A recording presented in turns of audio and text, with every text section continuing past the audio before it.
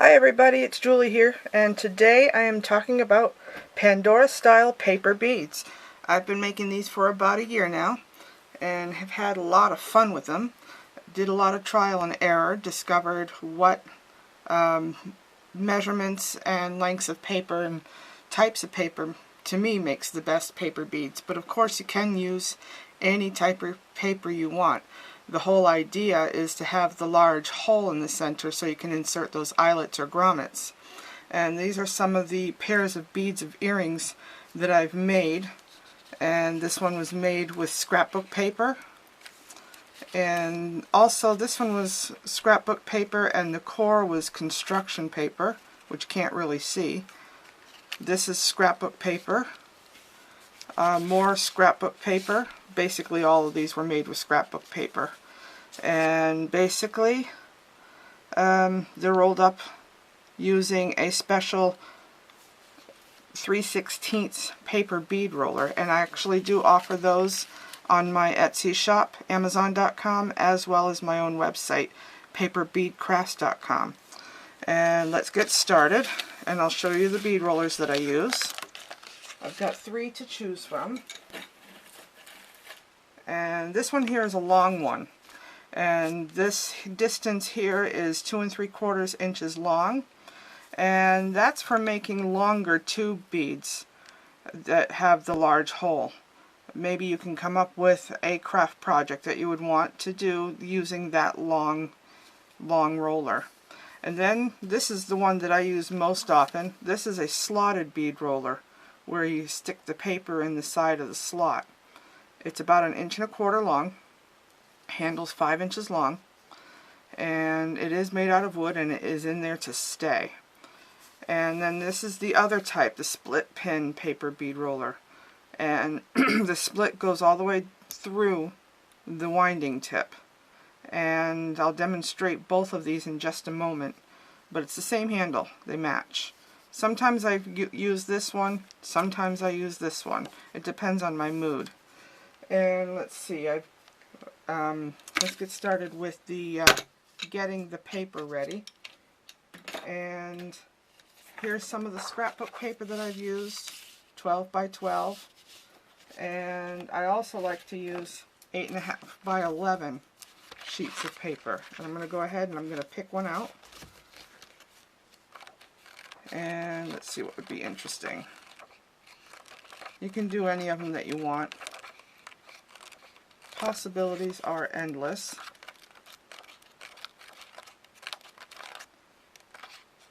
Okay, almost. Aha, I like this one. So I'll take that out of the paper, out of the pad. And you could actually do multiple layers, so you can get multiple beads at the same time. So I'm going to take both of these out. And since I'm going to show you how to mark these, and so you can cut them all at the same time, let's do these also.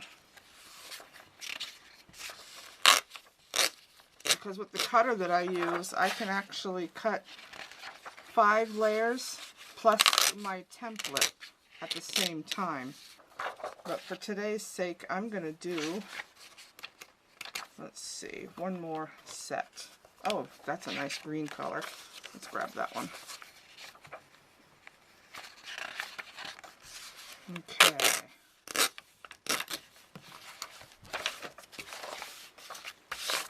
Alright, so I grabbed those 3 pieces of paper, those 3 different types of paper, bundle them all together. So they're like this. And I use mini binder clips on the ends here, one here, one here, one here. To hold them together while I'm cutting them with my guillotine paper cutter. And the template that I use, you can get online. It's free. The template's free. And this is what it looks like. This is the cover letter. It's got all of the instructions that you're going to need on it.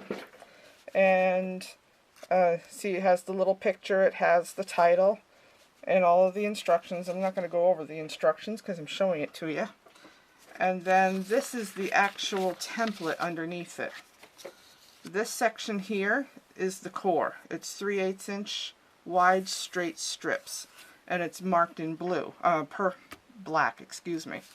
And then this section here that's got the faint blue lines, that is the second strip for the 8.5 by 11 inch scrapbook paper. And that's 3/8 inch at one end and 1/4 inch at the other end. And then this orange section here is a 1/4 inch at the wide end, and it goes down to an 1/8 inch at the narrow end. And again, what I do is I layer the paper on top here, and I go ahead and put the binder clips, and that's the one thing I forgot. Bear with me. Okay. I use 3 binder clips, and I put them together so they don't shift and slide. And you can use scissors, you can use a rotary cutter and a cutting mat, or you can use your guillotine cutter if you have one. But this is the way I do it. And I start over here and I work my way down. And once I have them all done, this is what I end up with, the strips. Let's take a look here. I've already rolled some of them. So here's a sheet that I did. You've got the narrow strips here, the 1/8 inch at one end, 1/4 inch at the other. And then here's the next one, which is 3/8 at the wide end, 1/4 inch at the other. And then you have the straight strips, which is here, 3/8 at both ends. That would make up the core. Okay. And once you have your 3 strips, you can go ahead and start rolling them up. There's the bead rollers. There's the glue I use. And here is the toothpicks that I use. And the glue. Okay, so I'm just going to demonstrate this one here.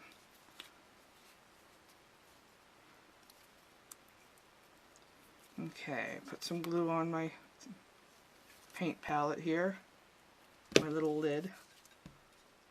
Okay, I'm going to go ahead and I'm going to use the slotted one today. And sometimes these are not cut perfect, so I always look and see which one is the wider end, and they're both the same. So that's good. And I go ahead and I slide that in there. In fact, that's basically how you do it with that, but let me show you how this one works. This one, you slide it in and you pull it up and get started.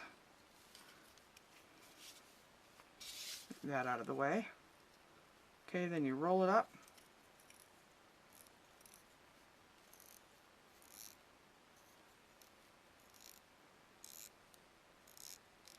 Alright, and when you get to the end, you're going to put the glue at the very end, because you're going to want to adjust the bead when you pull it off the bead roller, because it may not be perfect. There's my toothpick. Grab the glue, move that over there.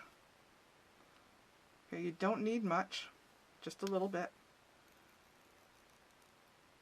Okay, and that's the first strip. Okay, see where the end is on this first strip? You want to butt the second strip right up against it. And the way I do that is I put that down, and I take the second strip, make sure I'm at the wide end, the 3/8 inch wide end, turn it over, and I put glue on this very end here, just a little bit. And then I butt this, turn it back over, and I butt this end up against the previous strip. Trying to make sure it's straight. And then I go ahead and I flip that back and I roll it. That's only because that's the way I'm comfortable doing it. Then you just roll this one up, trying to keep it as centered as possible, because you got to remember this one here is tapered. It tapers down to 1/4 inch.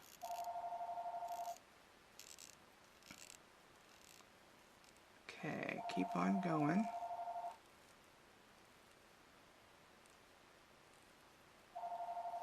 Going to take me just a few seconds more. Alright, so I'm going to glue that one down.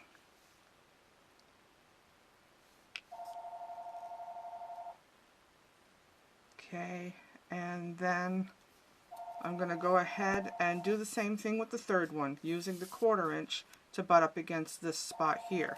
So I'm going to do the same thing, flip it over, apply the glue, and go ahead and turn it back over and butt it up against it.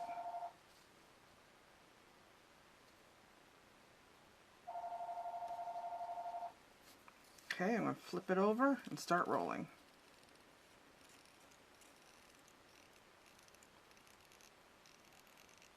Okay, when you get to the very end, I'll show you what to do in just a moment. Keep rolling.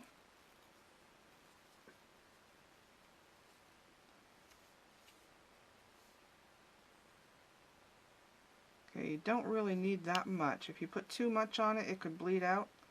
And when you go to glaze them, using the glaze that I use, it won't enhance the color like it's supposed to when it's already got the glue on it. Okay, so that one's all rolled up, ready to pull off the tool. So I just go ahead and pull it off. And I'm going to adjust it the best way I can. Pull it down until it's the shape I want it to be. And then you do that over and over and over again with all of the strips that you've cut. And see inside the center here, since I used the split pin paper bead roller, you've got this little piece of end here. So I stick another paper bead roller in that's smaller, and I just clean that up by rolling it on my finger like this. And then when I'm done, it looks like that. Okay, so once you have a whole bunch done, I put them in my little container like this, and I have a whole bunch here that are ready to be glazed, or ready to be strung to be glazed. And I wanted to show you what happens when you use cardstock. These were other beads that I had already done. This one was from another scrapbook paper. These are from cardstock. This one here was made with the same template, but it was 3 layers. And there you've got the core in the center, and then you've got the 3/8 by 1/4 inch, and then you have the 1/4 inch by 1/8 inch. That made a big fat bead. Hey, if you like that look, go for it. And then you have this one here, which is also 3 layers, and that was like the first one I did. This one was actually a little bit better. And then these two here are only 2 layers. This one here is the 3/8 core, and then I did a 3/8 to 1/8 inch on top of that. I just cut it separately. It's not from the same template. And the same one with this one. It was the 3/8 core and then 3/8 down to 1/8. That one I just basically did freehand. But really, to me, a Pandora style bead is really based on the large hole in the center. Okay, so I actually went ahead and did a strand of red ones that I had made and glazed them. And I glazed them the same way I glaze all my other beads. I put them on a string with the crimp beads at the end, and I put that on both ends. And then I had a waist bead at each end. And there are 2 reasons for the waist bead. One is it takes on all the glaze, the extra glaze, so that it doesn't end up in the holes. And also it's a stopper for the little crimp, because this crimp would go right through these holes, of course. So that's another reason why I have the 2 smaller waist beads on each end. As you can see, I dipped these in the same way that I do my other beads, and they worked great. The holes are clean, and they're coated on the inside as well as the outside, so you could almost say these are probably waterproof. It has the 4 coats of the PC Petrifier that I use, and 1 coat of Janice May's Vibrance. And now I'm going to demonstrate how to insert the little eyelets that you can get. I'm going to use gold ones today, but they come in different colors, and basically what you're looking for are eyelets that are 3/16 in diameter. And I bought mine from Amazon.com, just do a search for eyelets, 3/16 eyelets. And let me get them out of the bags because the bags are shiny and glary. Okay, here's copper ones, which are kind of cool. And then here are black ones. And these are gold. And I'm going to use gold ones today. I like the gold with the red. There's a few gold. And these are the most popular, the silver color actually. They're nickel colored, I believe. And that's the eyelets. So I'm going to go ahead and I'm going to push those aside.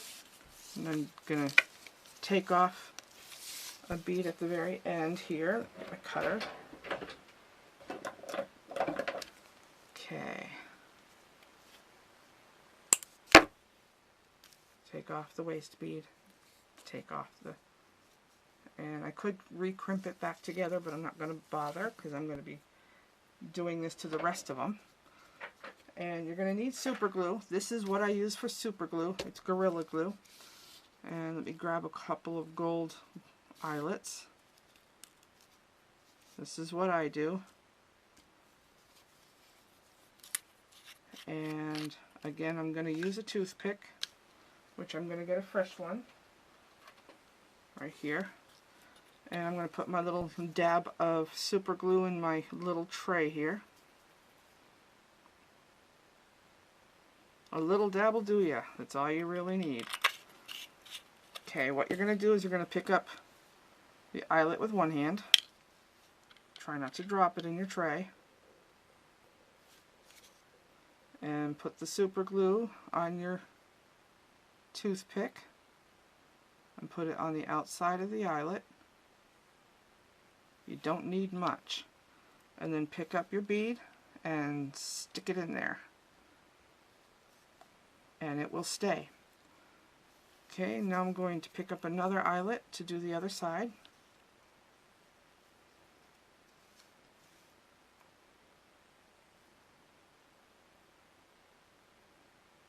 You really don't need much. It doesn't even need to go all the way around. It just needs to be there.